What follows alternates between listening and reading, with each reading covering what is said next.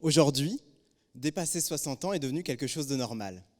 Et nos grands-parents, voire nos parents, malheureusement en atteignant ces âges un peu avancés, développent de nombreuses maladies. Et nous tous, même toi là-bas, notre tour arrive. Alors évidemment, on a tous envie de vieillir en bonne santé, pouvoir rester autonome, pouvoir continuer à voyager et à profiter de notre famille le plus longtemps possible. Et l'idée jusqu'à présent, c'est qu'il faut manger du quinoa et boire du thé vert toute sa vie. Alors, je suis un bobo écolo, j'admets, mais plutôt ascendant café raclette. Donc il me faut une alternative. Et cette alternative, elle pourrait venir du concept de sénescence cellulaire. J'étudie donc les cellules sénescentes, ces cellules qui, parce qu'elles ont été exposées continuellement à des stress, ont perdu leur fonction et ne peuvent plus se multiplier. Elles diffusent dans leur environnement des molécules qui vont faire en sorte que la sénescence se propage à tout l'organe, ce qui est à l'origine de la maladie. Une cellule sénescente, c'est un peu comme votre voisin qui, à 4h du matin, va mettre la musique à fond, il va réveiller tout l'immeuble, et le lendemain, tout le monde est énervé et fatigué. Durant ma première année de thèse, j'ai pu montrer qu'il y avait une accumulation de ces fameuses cellules sénescentes dans l'articulation, en lien avec l'arthrose.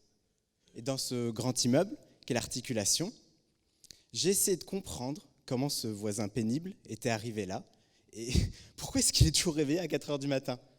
Alors, grâce à des approches statistiques, j'ai pu mettre en évidence une protéine qui provoque la sénescence de nos cellules articulaires. C'est cette fameuse musique. Et ensuite, j'ai essayé de comprendre et d'observer les réactions des différents habitants de l'articulation quand je les exposais à différents sons. Alors, quand je mets du classique, tout va bien. Mes cellules sont calmes, détendues. Mais quand je mets cette fameuse protéine, je laisse chacun penser à la chanson de son choix, mes cellules deviennent folles, hystériques. Elles donnent des coups de balai au plafond et elles portent plainte pour tapage nocturne. Alors à ce moment-là, on essaie de développer 2 approches pour apporter des solutions au laboratoire. La première, c'est la thérapie cellulaire.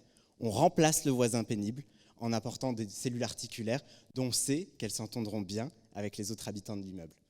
La seconde, on va essayer de le comprendre, ce voisin, répondre à ses attentes.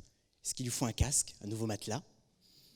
Et ça, c'est le développement de nouvelles molécules spécifiques des cellules sénescentes. Et donc cette nouvelle catégorie de traitement, on les appelle les sénothérapies. On espère pouvoir les offrir à nos patients bientôt. Maintenant, j'ai envie de vous faire une promesse que ce travail va nous aider à réaliser. La promesse d'un monde où on restera autonome, on pourra continuer à voyager, à profiter de notre famille plus longtemps, même si on n'aime pas le quinoa. Un monde où plutôt que d'ajouter des années à la vie, on ajoutera de la vie aux années.